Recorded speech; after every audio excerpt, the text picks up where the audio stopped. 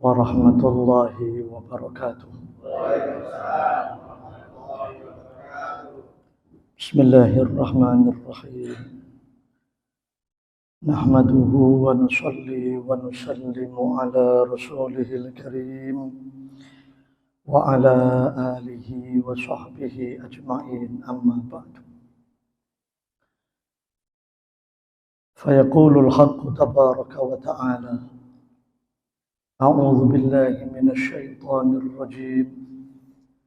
Bismillahirrahmanirrahim.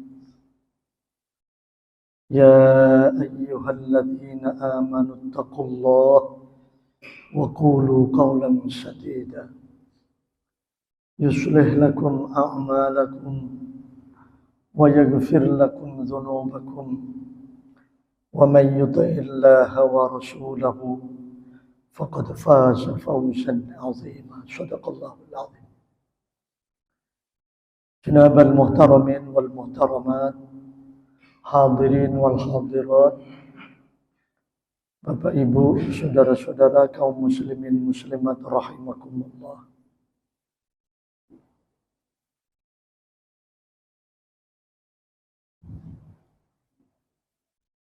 Di antara 99 Asmaul Husna,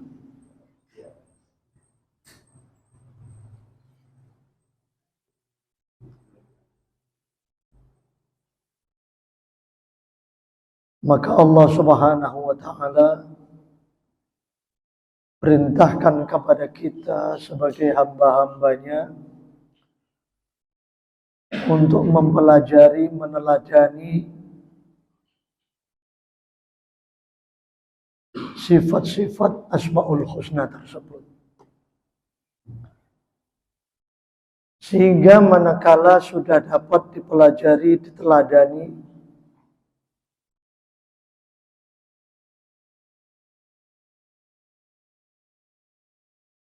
dijadikan sebagai karakter dalam praktek hidup dan kehidupan sehari-hari. Allah Ar-Rahman, Allah Ar-Rahim, Allah Zat yang maha kasih sayang, maha pengasih, maha penyayang.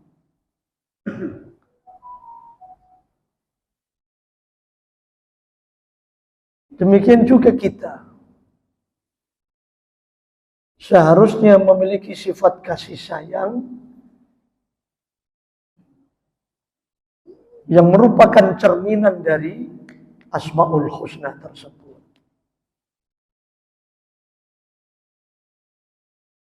Sehingga dikatakan bahwa salah satu bukti sifat Allah Ar-Rahman, kasih sayangnya kepada hamba, kepada makhluknya,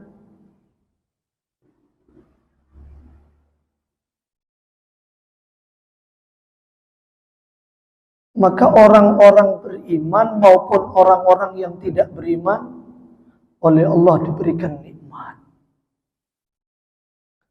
Orang-orang yang ahli taat kepada Allah maupun ahli maksiat kepada Allah diberikan nikmat.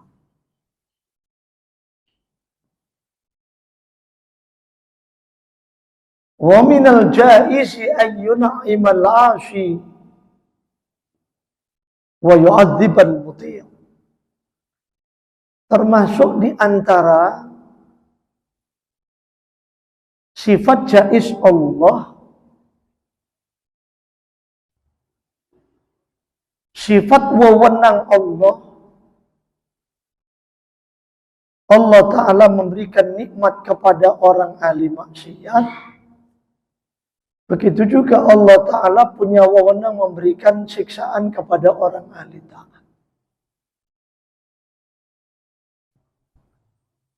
Oleh karena itu, di dalam hadis ini, Nabi Sallallahu Alaihi Wasallam menceritakan wahyu Allah yang disampaikan kepada Nabi Musa alaihissalam. Auhallahu ta'ala ila Musa bin Imran fit Taurat. Satu ketika Allah Ta'ala memberi wahyu kepada Nabi Musa bin Imran di dalam kitab Taurat. Apa isi wahyu tersebut? Inna ummahatil khotoya salasun. Sesungguhnya sumber dari segala macam kejahatan, kekacauan, huru-hara, malapetaka, itu ada 3 macam. Di sana sini terjadi kekacauan, kejahatan, pertikaian, huru-hara, malapetaka. Ini kalau dipelajari, ada 3 sumbernya.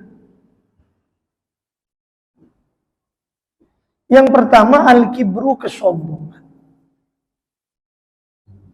Yang kedua, wal-hirsu, sifat rakus, wal-hasadu. Dan yang ketiga, sifat hasud. Oleh karena itu, hadirin wal hadirat rahimakumullah, sumber segala macam kejahatan, kekacauan, malapetaka adalah al-kibru, kesombongan, sumber yang pertama.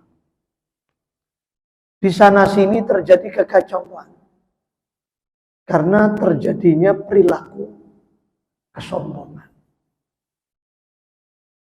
Asmaul Husna itu jumlahnya ada berapa? Ada berapa? Bukan, ada 100. Ditambah 1, Ismul A'zam. Ismul A'zam. Ismul A'zam itu oleh Allah dirahasiakan di dalam salah satu Asmaul Husna. Apakah ada di dalam Ar-Rahman, Ar-Rahim, Al-Malik, Al-Qudus? Atau di mana? Hanya Allah yang Maha tahu. Ini berapa Asmaul Husna? Hah? Ada berapa? Ada 99. Buktinya jumlahnya 99. Yang satu rahasia Allah. Man hafizah dakhalal jannah. Riwayat yang lain, siapa yang menjaga, menghafal Asmaul Husna, maka dia akan masuk surga. Ada sebagian alim ulama itu setiap berdoa dengan Asmaul Husna. Karena siapa yang berdoa dengan Asmaul Husna pasti akan makbul doanya. Kenapa? Salah satu di antaranya ada Ismul A'zam. Allah Maha Rahman, Maha Rahim. Maha kasih sayang. Zat yang Maha pengasih dan penyayang. Seharusnya kita pelajari sehingga kita pun dapat memiliki sifat kasih sayang itu.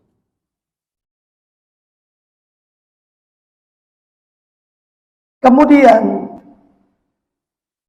Allah Al-Malik, Ar-Rahman, Ar-Rahim, Al-Malik, Al-Qudus. Al-Malik, Allah zat yang maha memelihara. Seharusnya manusia pun memiliki sifat memelihara. Tetapi kenyataannya berapa banyak umat manusia itu bukan memelihara, tapi justru merusak. Al-Qudus, Allah zat yang maha suci. Seharusnya manusia pun punya sifat suci. Suci zahir, suci batin. Zahirnya suci apabila melaksanakan syariat perintah-perintah Allah. Batinnya suci manakala dapat mampu membersihkan dari penyakit-penyakit hati. As-sifatur radha'il, sifat-sifat yang tercela. Minimal ada 5 macam. ujub, riya, sum'ah, hasud, takabur. Assalam, Allah zat yang maha menyelamatkan. Seharusnya manusia pun memiliki sifat ini. Menyelamatkan. Bukan sebaliknya. Malah mencelakakan. Berapa banyak di antara kita umat manusia. Bukannya menyelamatkan, tapi justru mencelakakan. Menyesatkan. Oleh karena itu duduk kita dalam majelis ini dalam rangka untuk merenung itu. Semua sifat-sifat Allah yang diakhiri dengan asy-syakur, as-sabur. Kecuali satu yang tidak boleh manusia itu. Untuk memiliki sifat al-mutakabbir. Sifat sombong. Al-mutakabbir ini sifat hanya milik Allah. Selain Allah dilarang. Tidak boleh. Kesombongan hanya milik Allah. Al-kibriya'u ridai wal-'azamatu izari. Kesombongan adalah selendangku. Keagungan adalah pakaianku, kata Allah. Maka sumber dari segala kejahatan, kekacauan, malapetaka, huru-hara adalah kesombongan. Pada prinsipnya, sifat dasar manusia itu tawadhu. Kebalikannya takabur, tawadhu. Tetapi manakala ada seseorang tidak bersifat tawadhu, malah sebaliknya punya sifat takabur, berarti ini ada masalah. Ada masalah dalam kepribadiannya. Qala alaihi salatu wassalam. Baginda Nabi bersabda, al-kibru batarul haq wa ghamtun nas. Al-kibru kesombongan, batarul haqi yaitu menolak kebenaran. Wa ghamtun nasi dan menghina orang lain. Menolak kebenaran, menghina orang lain. Sama persis plek apa yang menjadi ciri khas iblis laknatullah alaih. Iblis itu ketika Allah perintahkan untuk bersujud kepada Nabi Adam alaihissalam, iblis membangkang. Lalu ditanya oleh Allah, "Ma mana'aka an tasjuda lima khalaqtu biyadayya?" Wahai iblis, apa yang menyebabkan kamu tidak mematuhi perintahku bersujud kepada Adam? Maka iblis pun menjawab, "Ana khairum minhu." Aku lebih baik daripada Adam alaihissalam. Maka kata-kata aku lebih baik daripada dia, yang pertama kali mengatakan ini adalah iblis. Merasa dirinya lebih baik daripada yang lain. Manakala seseorang yang seharusnya pada prinsipnya punya sifat tawadhu, ternyata dalam dirinya ini ada sifat merasa lebih baik daripada orang lain. Ini adalah ciri khusus karakter keiblisan.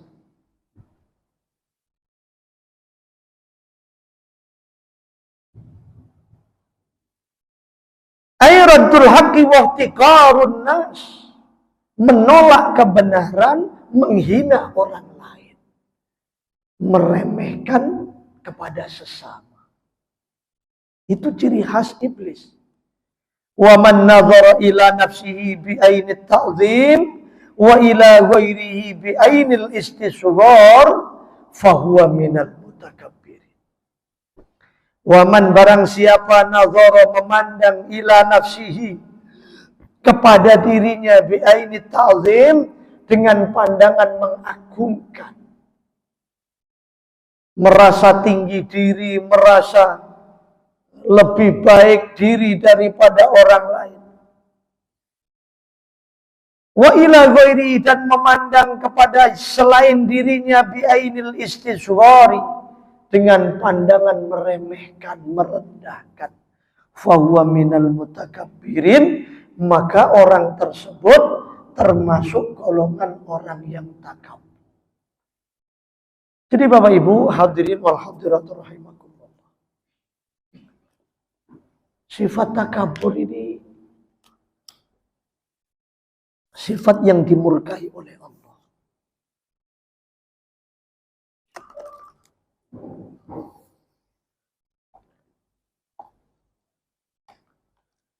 Ketiga-tiganya sumber kejahatan, sumber kekacauan, sumber huru-hara malapetaka. Ini adalah perbuatan hati yang dimurkai oleh Allah. Ini pekerjaan hati.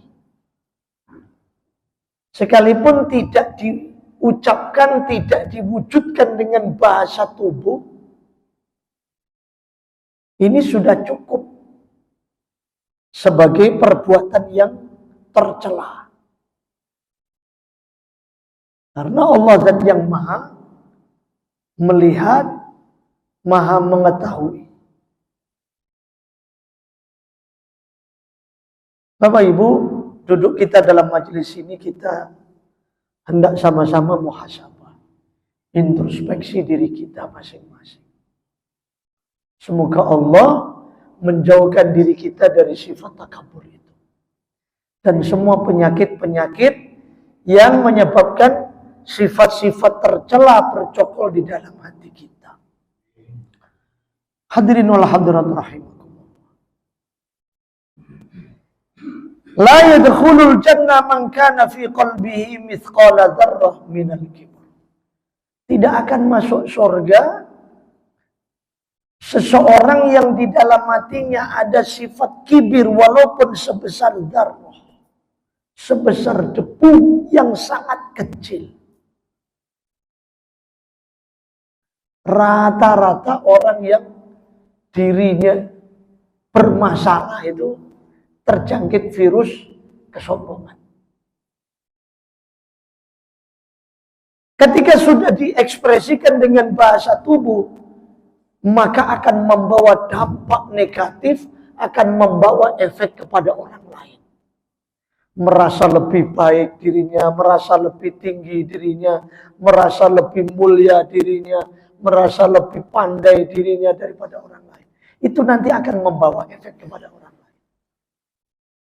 Karena dirinya merasa lebih tinggi, merasa lebih besar, merasa lebih pandai, lebih dan lain sebagainya, maka orang lain akan merasa tersinggung. Nah, minimal itu membawa efek suasana keadaan. Coba kalau semua orang punya sifat tawadhu, masing-masing di antara kita ini tawadhu semuanya, kira-kira membawa dampak negatif apa positif? Pasti positif. Negatif itu jauh. Diri kita pun ada nilai positifnya. Lingkungan kita pun akan terdampak kepositifan. Tetapi kalau diri kita ini membawa sifat yang tercela, dalam diri kita ini terkandung unsur aura negatif, lalu terus-menerus akan diwujudkan dengan bahasa tubuh, lingkungan akan terdampak negatif. Nah, kira-kira betul tidak itu? Wong iku nek ngrasa awake bener dhewe, wong liya tersinggung pada kira-kira. Nek awake ngrasa apik dhewe, wong liya mesti tersinggung. Loh. Nek ngerasa awake pinter dhewe, wong liya mesti tersinggung. Maka sifat takabur ini sifat yang tercela. Perbuatan hati. Di dalam ayat Al-Quran ada ayat surat Yusuf. Allah menceritakan hal ehwal keadaan surat Yusuf dengan perilaku kehidupan Nabi Yusuf. Nabi Yusuf itu oleh Allah diberikan sifat-sifat kesempurnaan dalam dirinya.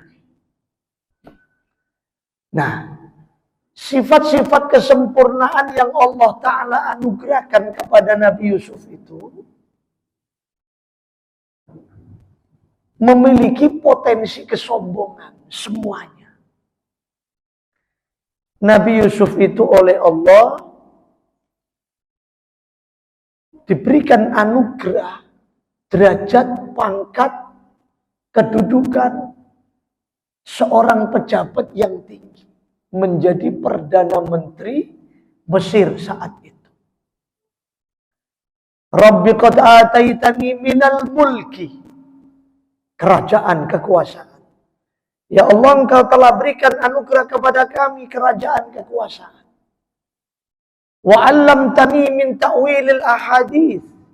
Ya Allah, Engkau telah berikan kepada kami anugerah ilmu kepandaian yang mana ilmu itu tidak Kau berikan kepada siapapun kecuali Engkau berikan kepada kami.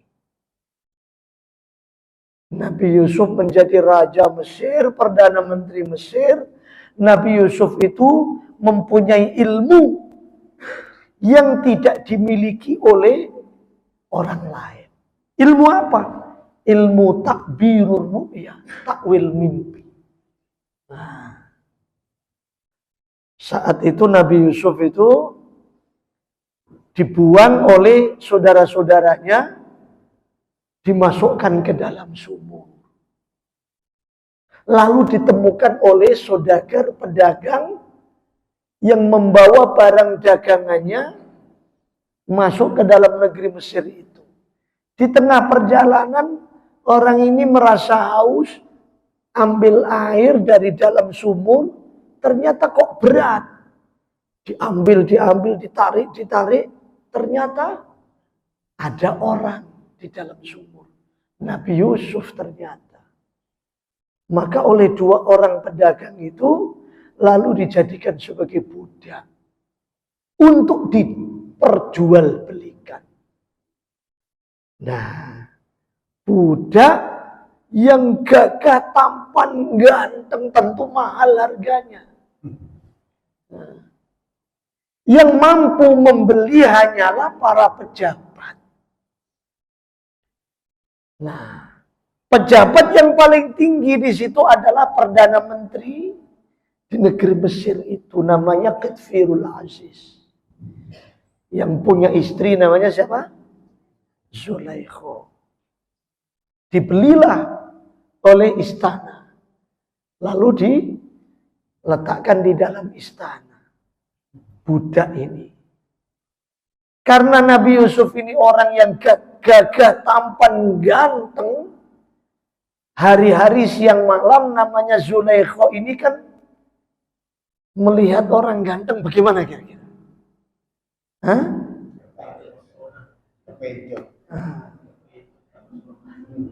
Terpesona. Ya, namanya hari-hari ada di situ di dalam istana. Konon katanya ada pepatah Jawa itu, witing trisno jalaran songkong glibet katanya. Jadi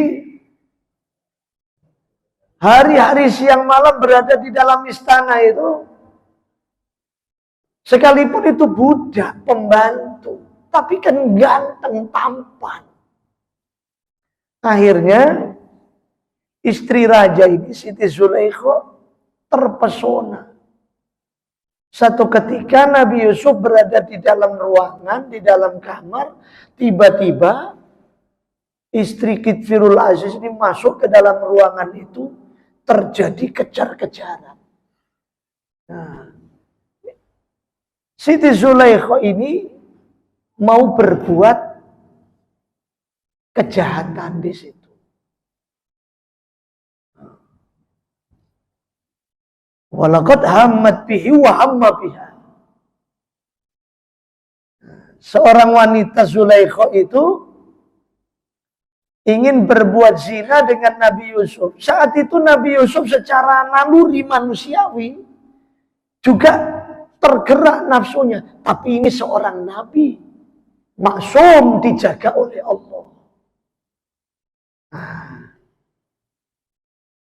Akhirnya Nabi Yusuf itu lari, sudah mendekati pintu, dikejar oleh Siti Zulaikha, ditarik bajunya yang belakang sehingga sobek.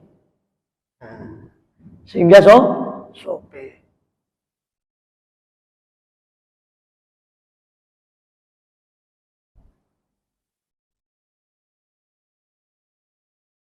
Sampai di depan pintu tiba-tiba sang raja Kitsirul Aziz ujuk-ujuk mak bedunduk, loh, terkejut dengan adegan kejar-kejaran ini.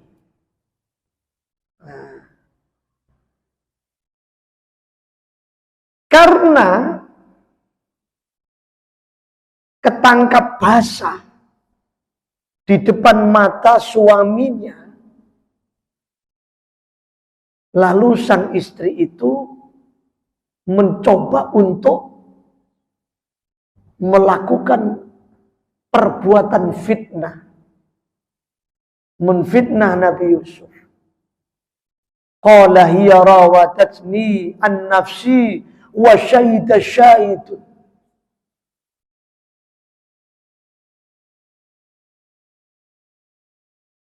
Istri Kitsirul Aziz itu mengatakan, wahai paduka Tuan Raja,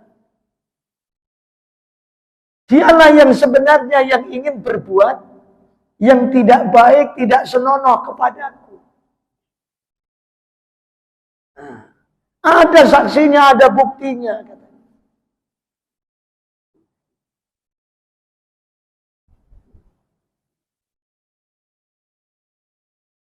Tapi Al-Quran menceritakan di dalam surat Yusuf dengan ayat yang panjang itu,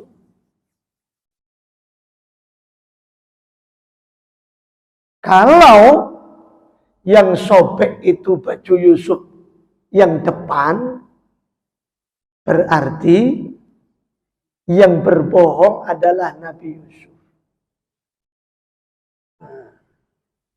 Tetapi kalau yang sobek itu baju Nabi Yusuf yang belakang, berarti yang berbohong siapa? Istrinya. Itu Al-Quran membersihkan nama baik Nabi Yusuf. Tapi karena sang raja telah memberikan keputusan atas dorongan dari sang istri, maka Nabi Yusuf dipenjara. Kata istrinya, wahai paduka Tuan Raja, hukuman apa yang layak, pantas bagi orang yang berbuat tidak baik kepada istrimu? Maka sang raja ambil keputusan, yang salah Nabi Yusuf, dipenjara Nabi Yusuf. Nah, padahal sebenarnya siapa nih yang berbuat kejahatan? Istrinya. Makanya dalam ayat Quran itu ada ayat begini, inna kaidakunna azim, sesungguhnya tipu daya wanita itu sangat dahsyat. Godaan wanita itu sangat dahsyat. Kalau lihat ayat ini, yang menggoda itu siapa? Laki atau perempuan? Hah? Perempuan. Bukan laki-laki. Bukan. Kalau yang menggoda laki-laki nggak ada dalilnya. Kalau yang menggoda perempuan ada dalilnya. Inna kaidakunna azim. Bapak bisa lihat. Di tengah-tengah Nabi Yusuf itu dipenjara, berkali-kali sang raja ini bermimpi. Apa mimpinya? Ada 7 sapi gemuk-gemuk memakan 7 ekor sapi yang kurus-kurus. 7 ekor sapi yang gemuk-gemuk memakan 7 ekor sapi kurus-kurus. Hah? Iya. Gimana di situ ayatnya? Ya betul ya. Yang gemuk dimakan yang kurus. Nah gitu. Jadi akhirnya semua para penasihat ini tidak mampu untuk mentakwili mimpi itu.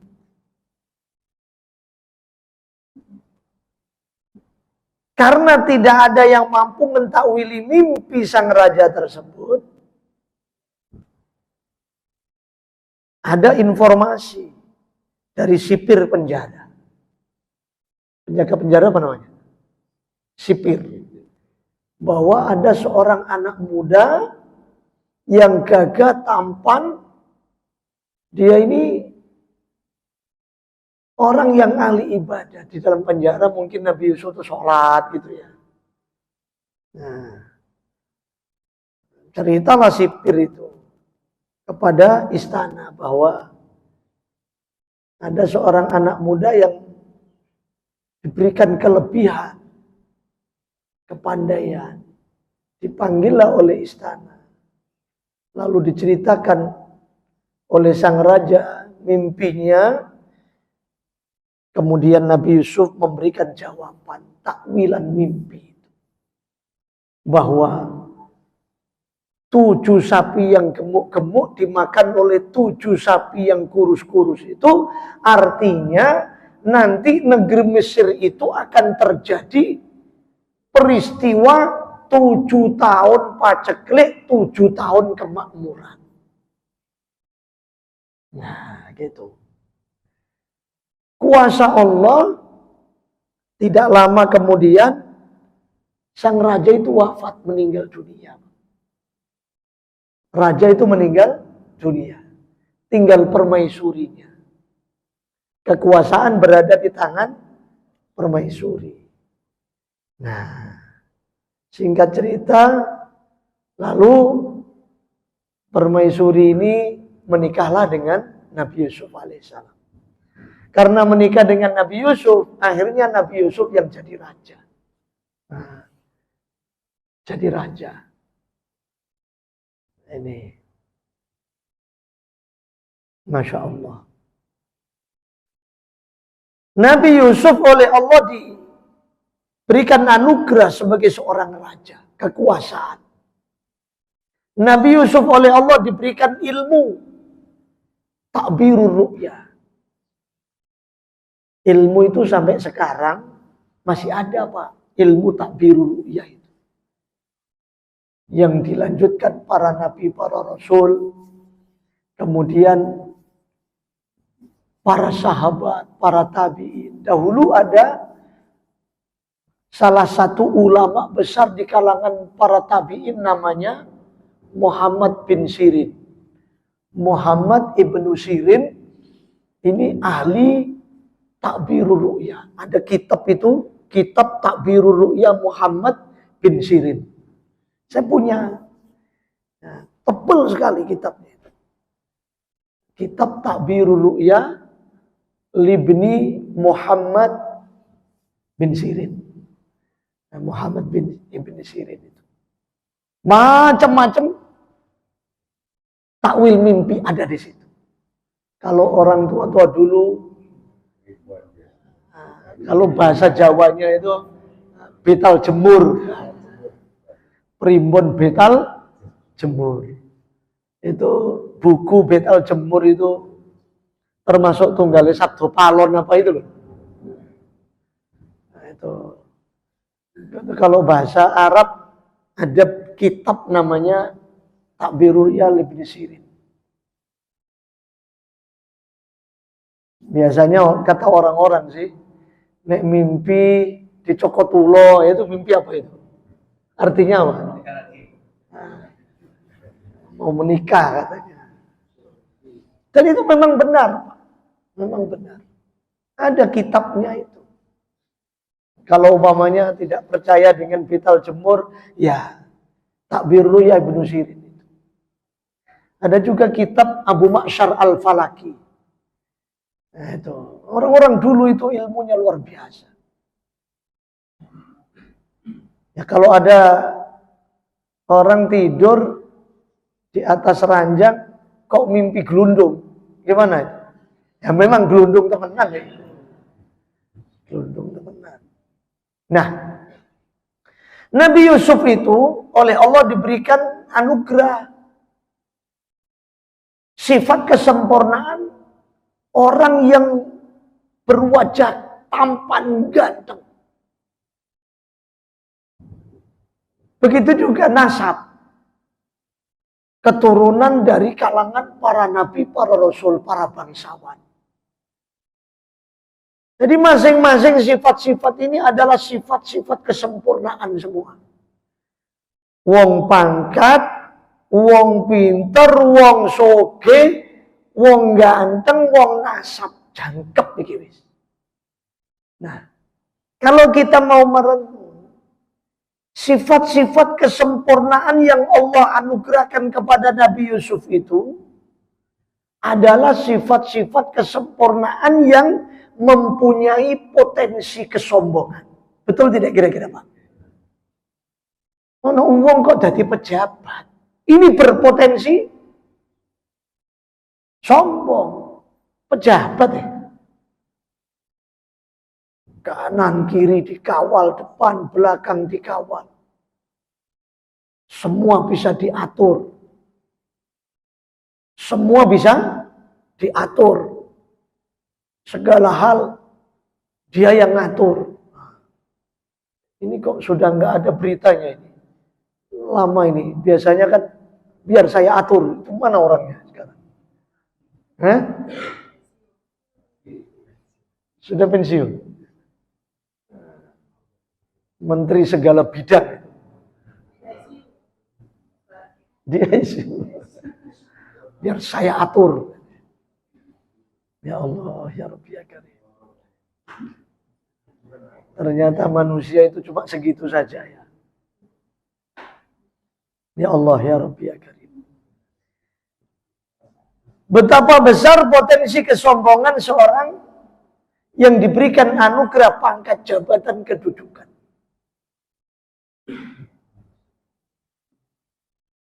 Tetapi Nabi Yusuf itu sama sekali tidak punya sifat sombong. Rabbi qad ataitani minal mulki wa 'allamtani min ta'wilil ahadits. Fatiras samawati wal ard anta waliyyi fid dunya wal akhirah tawaffani musliman wa alhiqni bis shalihin. Nabi Yusuf sama sekali tidak punya sifat sombong. Justru sifat tawadhu yang ada dalam dirinya. Sekalipun Nabi Yusuf oleh Allah diberikan sifat-sifat kesempurnaan. Nabi Yusuf diberikan ilmu kepandaian oleh Allah. Ya kenyataannya Nabi Yusuf tidak sombong. Tawadhu Nabi Yusuf.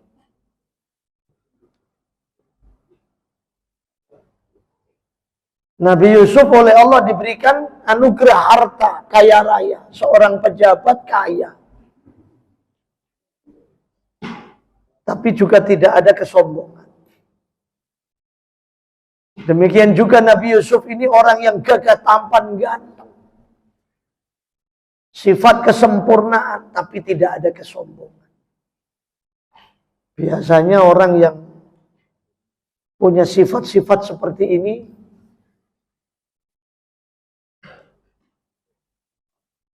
tidak terlepas dari kesombongan biasanya. Karena ini pekerjaan hati, perbuatan hati, sekalipun tidak diucapkan, Allah Maha tahu. Wong pejabat niku adik soge pisan. Weh, tambah nemen. Pejabat soge, nemen.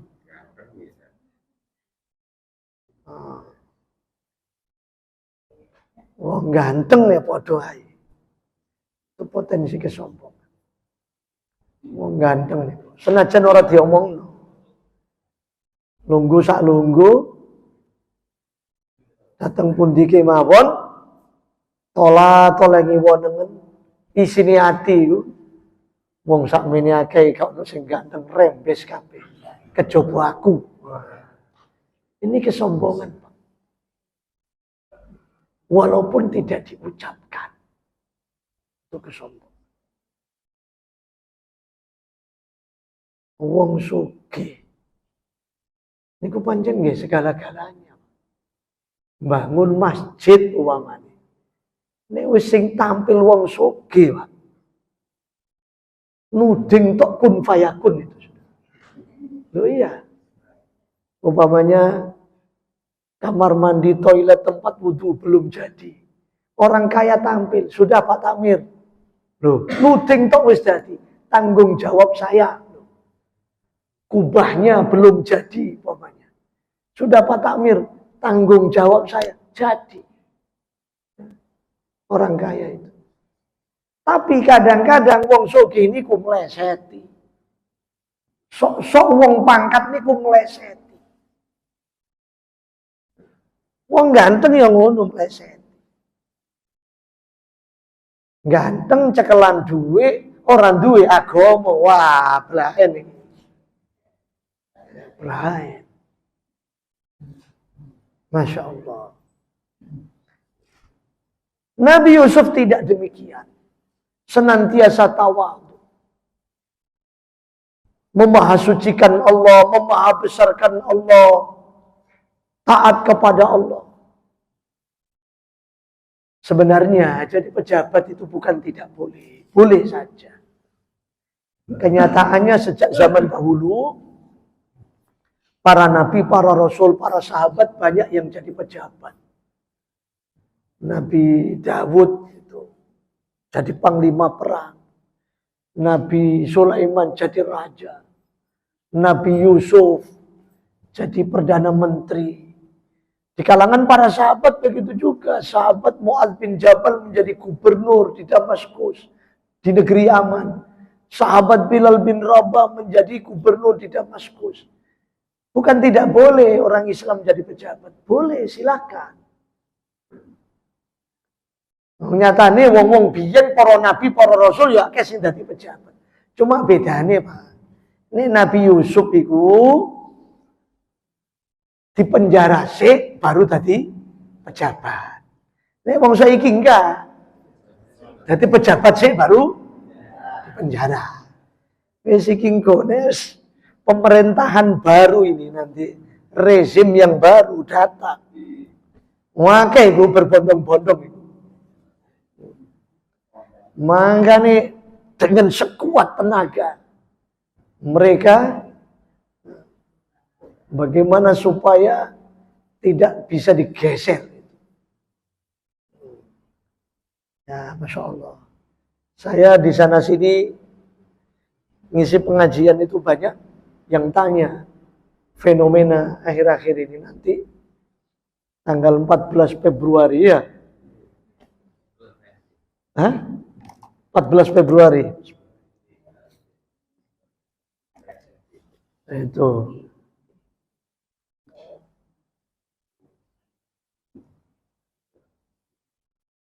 Ada teman saya itu menjawab pertanyaan jamaahnya. Dia bilang, saya tidak menyuruh, tidak mengajak kepada kalian semua untuk memilih paslon 1, 2, atau 3. Tidak. Tapi kalau kalian supaya tahu, ingin tahu, saya pilih yang mana? Saya pilih 01 katanya. Dia tuh terus terang begitu. Tapi saya tidak mengajak, tidak menyuruh kalian semua. Tidak. Saya tidak mengajak, tidak menyuruh kalian semua pilih 1, 2, 3. Tidak. Tapi kalau kalian ingin tahu, saya pilih mana? Saya pilih nomor 1 katanya. Katanya begitu. Kalau saya enggak begitu jawabannya. Karena nanti kalau saya jawab secara spesifik begitu, ya kalau nanti umpamanya orang-orang yang kenal dengan saya memilih pilihannya sama dengan saya, nggak masalah. Kalau berbeda pilihan, itu pasti ada sedikit sakit hati. Betul tidak kira-kira? Nah, padahal saya ingin menyatukan hati. Nah, kalau umpama saya sampaikan, apalagi saya mengajak, wong saya menyampaikan saja saya pilih nomor 1 umpamanya. Itu kan membuat sakit hati yang lain kalau beda pilihan. Betul nggak kira-kira? Nah, ya kalau pilihannya sama. Kalau pilihannya berbeda bagaimana? Kalau saya instruksikan, pilih nomor 2. Ya kalau dia milih nomor 2, kalau pilih nomor 3. Kalau saya sampaikan, pilih nomor 3. Ya kalau pilih nomor 3. Kalau pilih nomor 1, kan repot. Saya baca kitab. Nah, ada kitab tuh namanya Al-Ahkamus Sultaniyah. Kitab Ahkamus Sultaniyah. Al-Imam Al-Mawardi. Itu kitab siasah. Panduan kitab siasah perpolitikan. Di sana ada kalimat begini.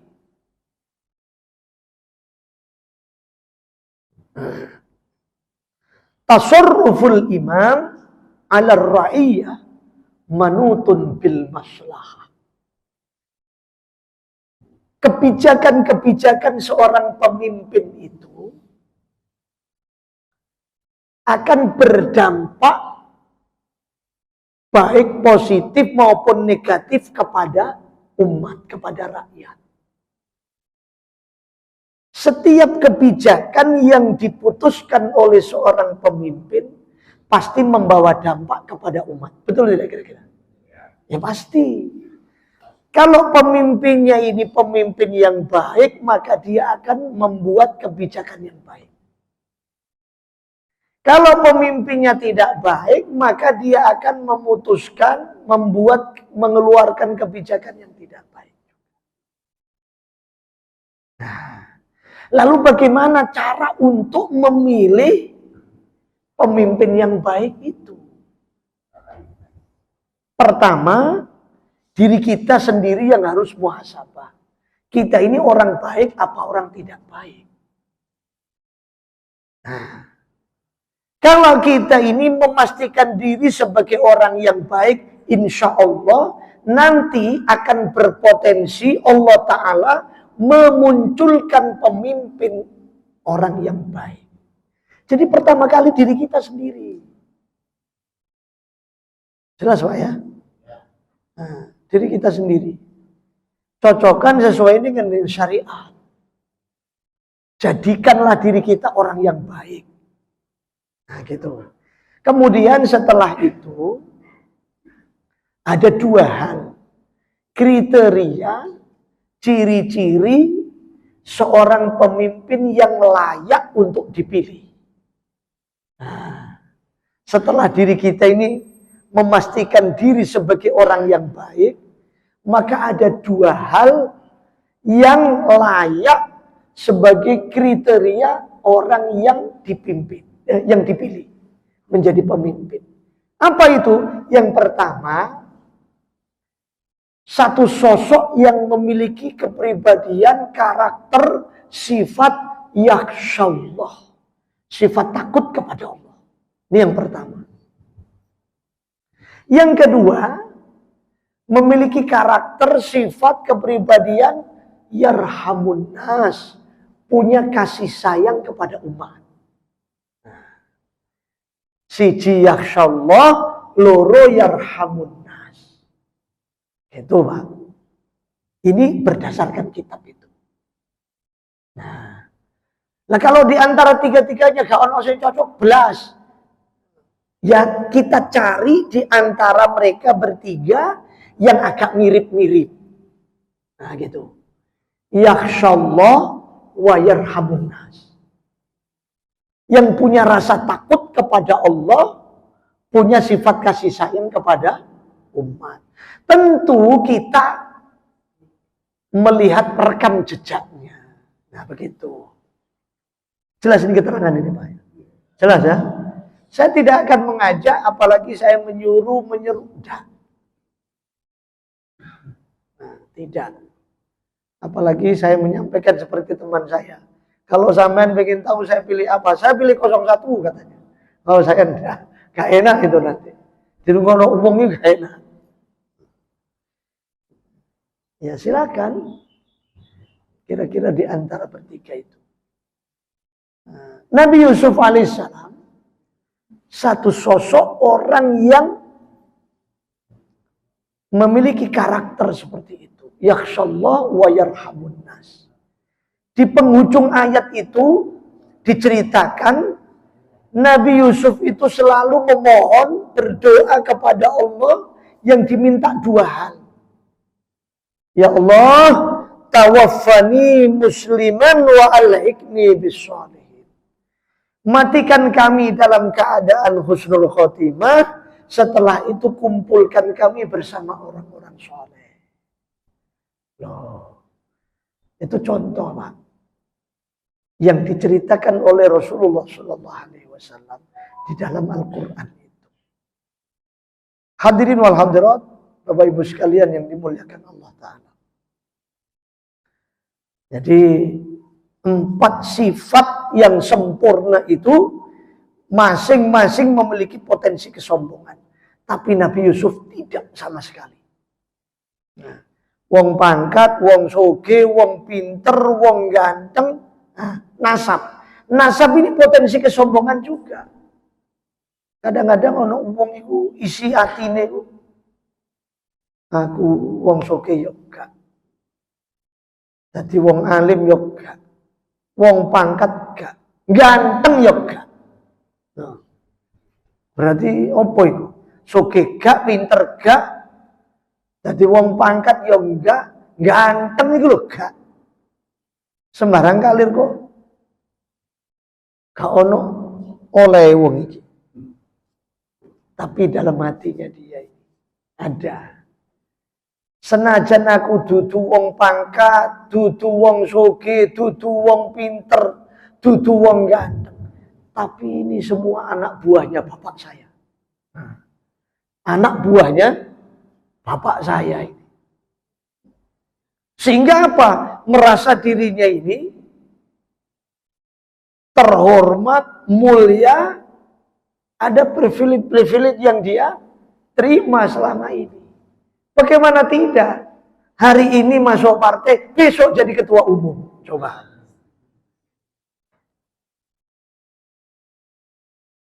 Kok iso men iku lho? Akal sehat itu di mana? Akal sehat itu di mana? Sebenarnya hal itu membahayakan dirinya.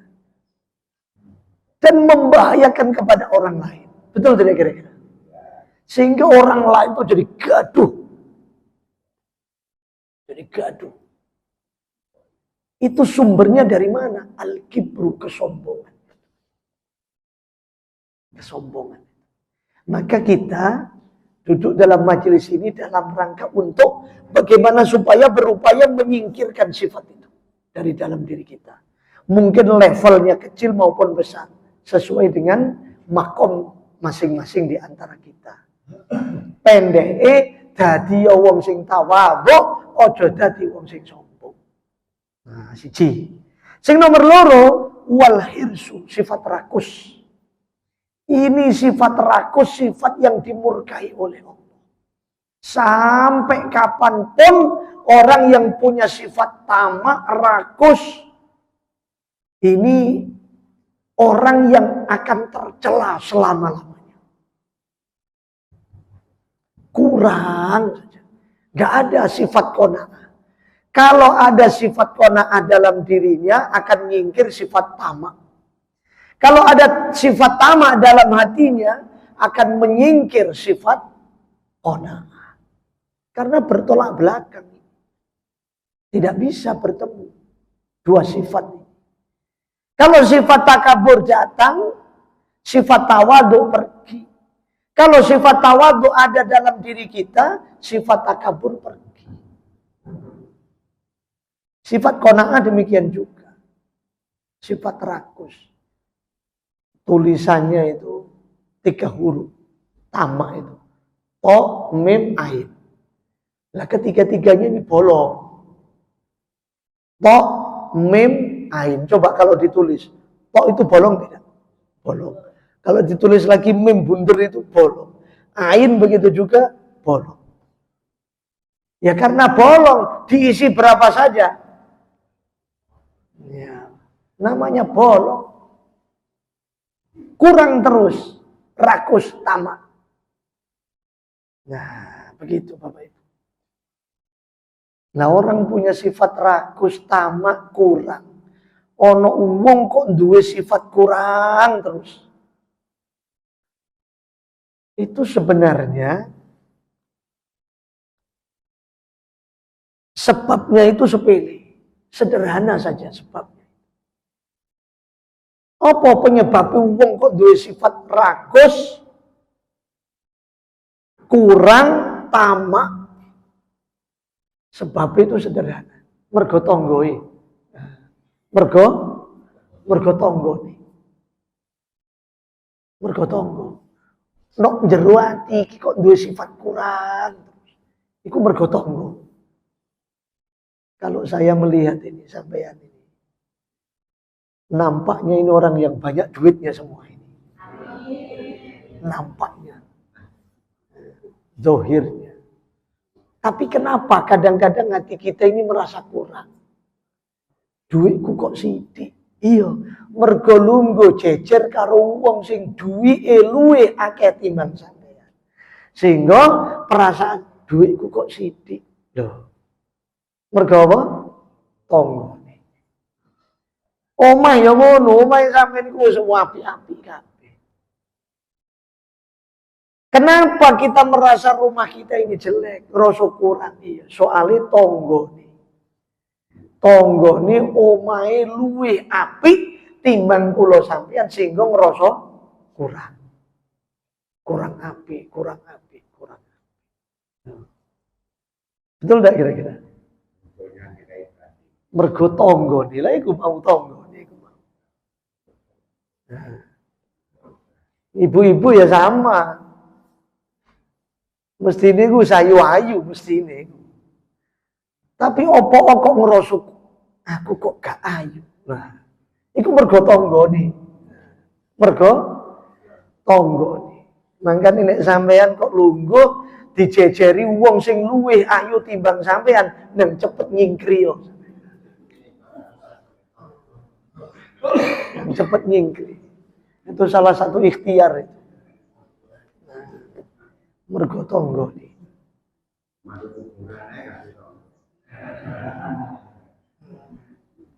Sifat kurang rakus itu idza saqamal badanu lam yanja fihi ta'amun wala syarabun wala naumun wala rahatun kadzalikal qalbu idza ghalaba alaihi hubbud dunya lam tanfa'hul mau'izah. Karena ada penyakitnya, maka hilangkan penyakit itu. Penyakit rakus, tamak, kurang gerangsang. Penyakit takabur, sombong, congkak, hilangkan. Nanti akan datang sifat tawadhu, akan datang sifat qanaah. Nah, akan hidup ini nyaman, tenang, begitu.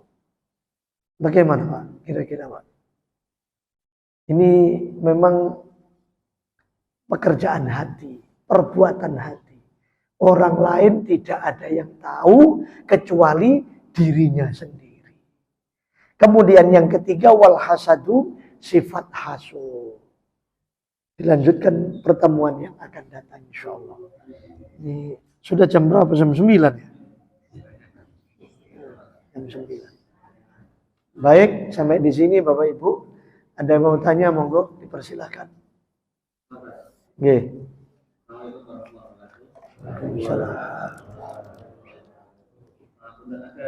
satu sifat Nabi Yusuf yang saya sampai hari ini itu masih bertanya-tanya, yaitu ketika memasukkan cawan emas ke bekalnya Bunyamin, akhirnya Bunyamin harus ditawan, ditawan, apa nggak boleh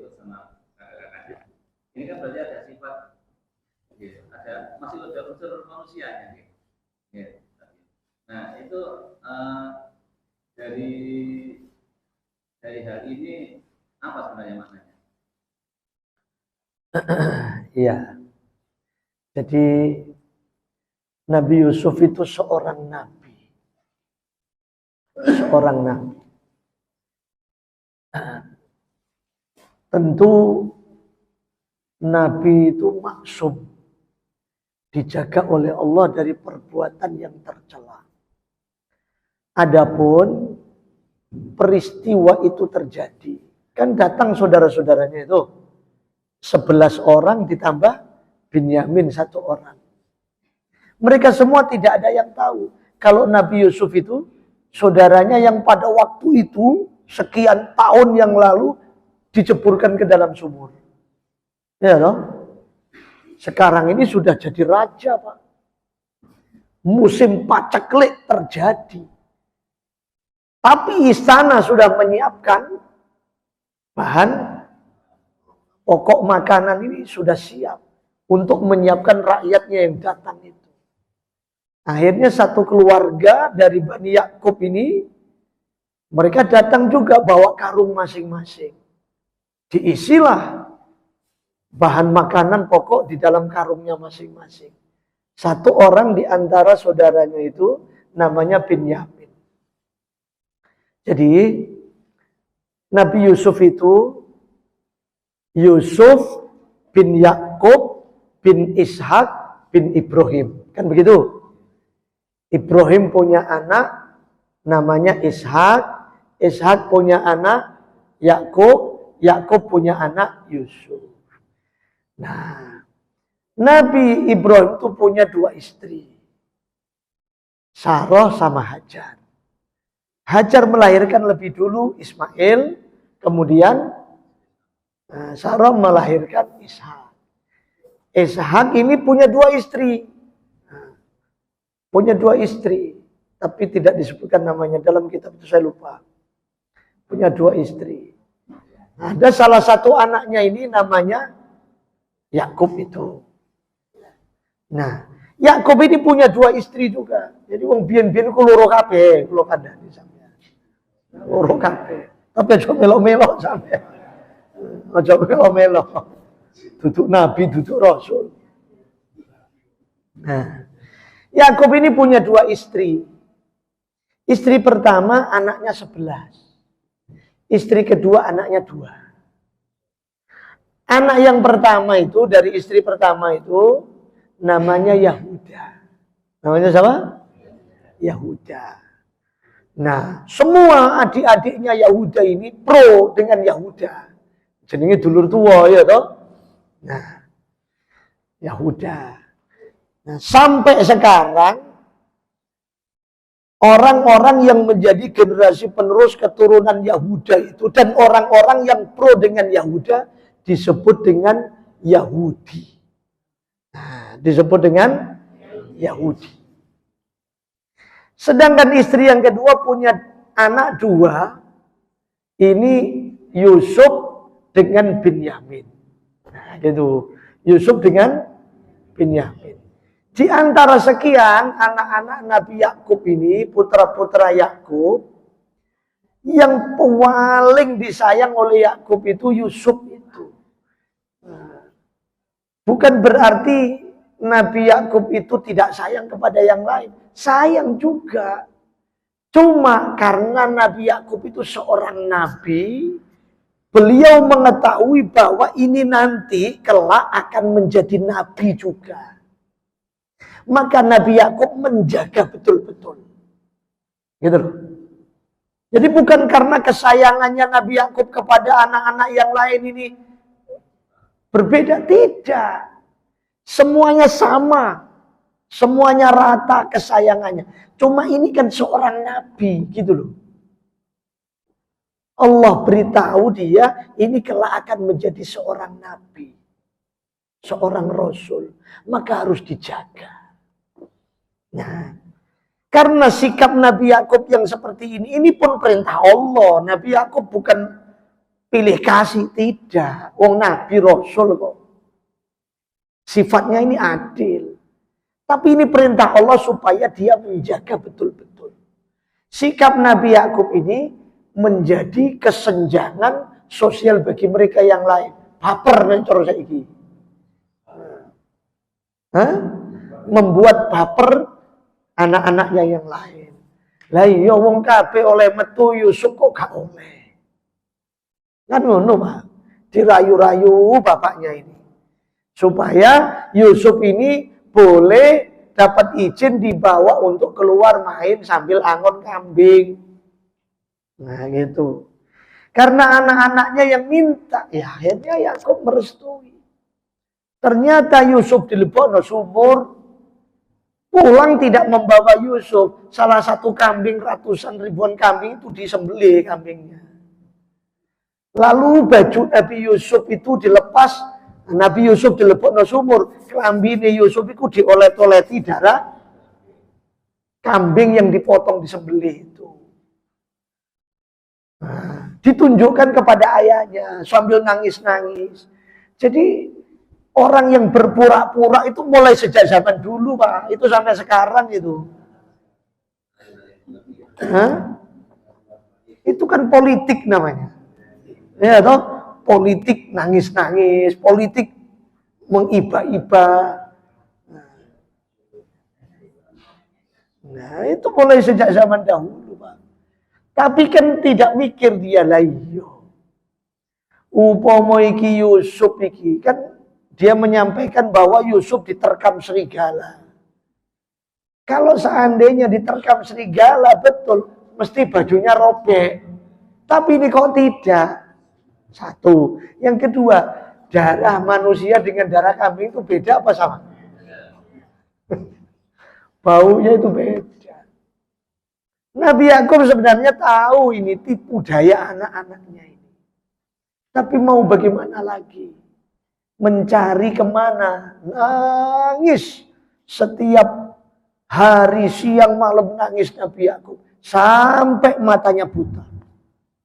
Nah itu Nabi Yakub. Ya kuasa Allah memang.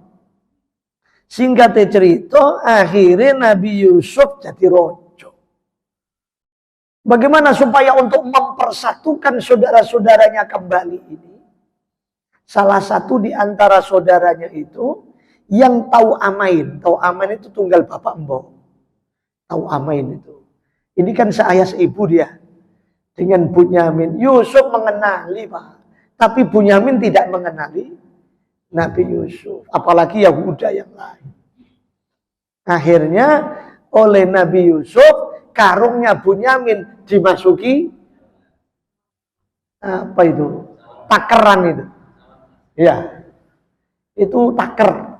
Jadi takernya itu sing gawe naker cibuke iku lho.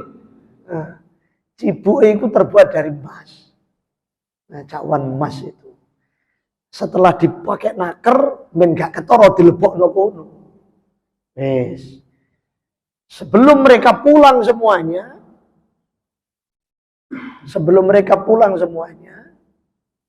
lalu Nabi Yusuf mengumumkan.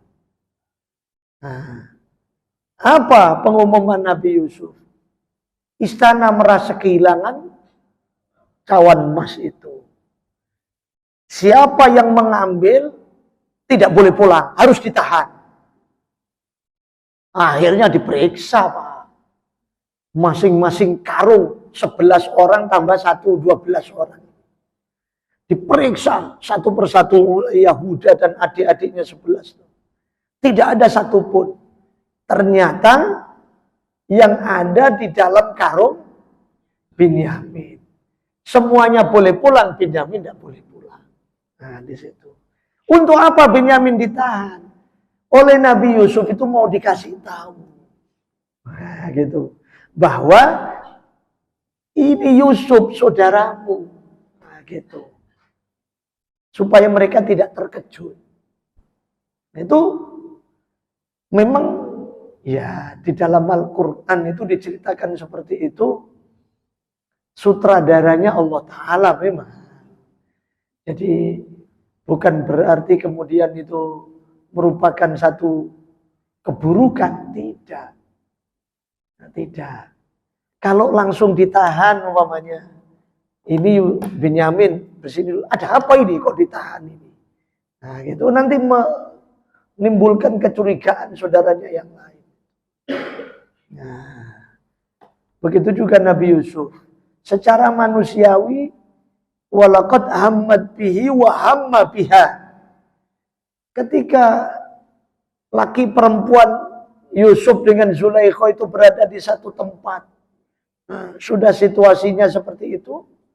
Sebenarnya Nabi Yusuf itu syahwat juga. Tapi karena dia seorang nabi, seorang rasul, oleh Allah dijaga. Tidak sampai berbuat dosa maksiat. Nah gitu. Ya semoga Allah jaga kita semuanya, insya Allah. Anak-anak kita. Memang orang baik itu akan dijaga oleh Allah. Akan dipilih oleh Allah, akan dijaga oleh Allah. Itu pasti. Mulai dari kecil sudah betul-betul oleh Allah dirawat, dijaga, tidak sampai melakukan perbuatan yang tidak baik. Kenapa nanti begitu dewasa besar akan diisi ilmu nurun nubuwah, cahaya kenabian. Nah, gitu. Maka kita saat ini mengkaji bersama. Kalau secara zahir kita belajar sama-sama membersihkan zahir kita dengan cara untuk mencocokkan, menyesuaikan diri kita dengan syariat. Begitu juga tidak kalah pentingnya batin kita. Kita bersihkan dari penyakit-penyakit yang kotor. Sifatur rodhail. Ujub, riya, sum'ah, hasud, takabur. Wong iku nek kakean dilem. Ndadekno penyakit iku nyebabi meleseti awake. Nah, makanya Kanjeng Nabi dawuh, uhsud turab fi wajhil maddahin. Taburkan debu ke muka wajahnya orang yang suka memuji-muji kamu. Artinya kamu jangan suka dipuji. Ojo seneng dilem-lem. Mergo wong iku nek senengane dilem meleseti, Pak. Dadi penyakit ain, penyakit hati. Nah, tidak sedikit orang yang sebab gara-gara pujian mereka akan terguling juga. Mangkane nek ana wong kok ngelem-ngelem lho ngarep sampean. Engko sih. Ini ada dua alternatif. Ada kalanya memang dia niatnya ini tulus dari dalam lubuk hati. Ada kalanya sebenarnya dia ini ada apa ini? Ada sesuatu ini. Ngelem-ngelem ini. Nah itu. Mau pinjam 100 itu. Ngelem-ngelem itu. Jadi jangan suka dilem orang itu. Insya Allah nanti kita akan selamat. Nah, saya kira demikian yang dapat saya sampaikan. Ini memang ya tidak mudah, tapi harus.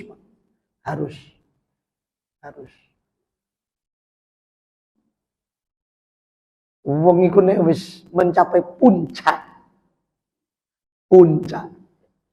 Sehingga menjadi taruhlah orang terkenal begitu. Itu justru dalam bahaya.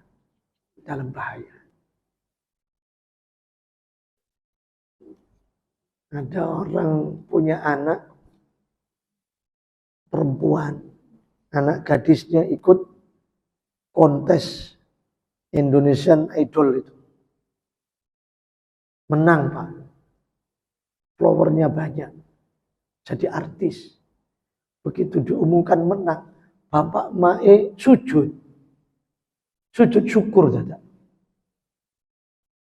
Bapak mak ini sujud syukur. Kalau kandhani. Lho sampean iki piye? Anake sampean dilihat begitu banyaknya manusia orang tidak terhitung jumlahnya. Tidak tutup aurat, dilihat banyak orang sak jagat itu. Itu kok sampean malah sujud syukur gitu. Lu kan nanti terkenal, nanti dapat duit banyak begini-begini. Oh, anake sampean niku berada di bibir jurang api neraka, kok malah sujud syukur sampean. Ini dalam bahaya. Makanya kita sama-sama saling mendoakan. Saling ingat mengingatkan. Pirau ini wong urip iki, gak suwe. Pirau ini. Ya, apalagi kalau sudah pensiun. Nah, tidak lama lagi kan. Orang kalau sudah masuk usia 40-50 ke atas. Sudah tidak lama lagi. Atau mungkin saya ini masih muda, masih belum 40 umpamanya. Ya, siapa yang tahu usia orang itu. Berapa hari yang lalu kawan saya baru 30-an usianya meninggal dunia juga. Jadi kita akan menghadap kepada Allah ini, akan kita suguhkan yang terbaik di hadapan Allah Ta'ala. Mudah-mudahan Allah ampuni dosa-dosa kita. Semoga Allah terima semua amal ibadah kita. Semoga Allah kabulkan seluruh hajat kita, dibaguskan akhlak kita. Semoga Allah anugerahkan kita keluarga bahagia fid dunya, bahagia fil akhirah, keluarga yang sakinah, mawaddah, warahmah ala mardatillah. Semoga Allah anugerahkan kita rezeki yang halal, thayyib, barakah, dijauhkan rezeki yang haram, dijauhkan rezeki yang syubhat. Semoga Allah jadikan anak-anak kita, putra-putri kita, dzurriyyah keturunan kita menjadi putra-putri yang saleh-salehah. Semoga Allah Ta'ala wafatkan kita dalam keadaan husnul khatimah. Al-Fatihah.